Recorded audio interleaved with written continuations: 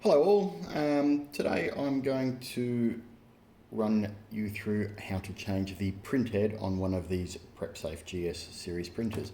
So relatively easy. You will need a Phillips head screwdriver, open the printer, and here you'll see two Phillips head screws on the left and the right.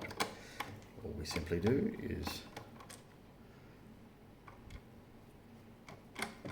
undo the left and the right one, and if we pull that down, be careful you don't lose the screws. There we go, one screw, two screws.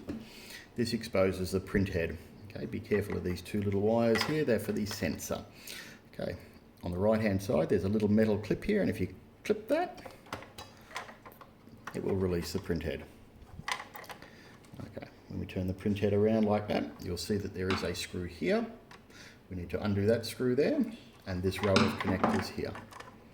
So we simply release that, undo this screw. Okay, replace your printhead, put your screw back in, connect the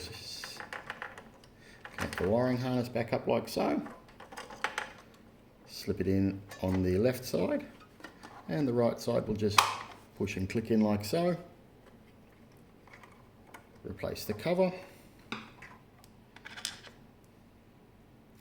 and with the two screws here,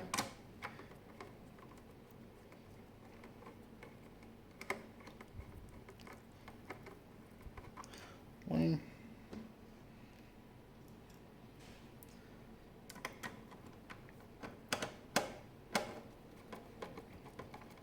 two.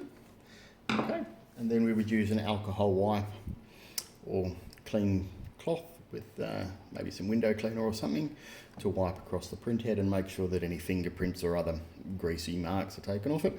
Apart from that, that is it, and that's how we replace a printhead on a Prepsafe GS series printer.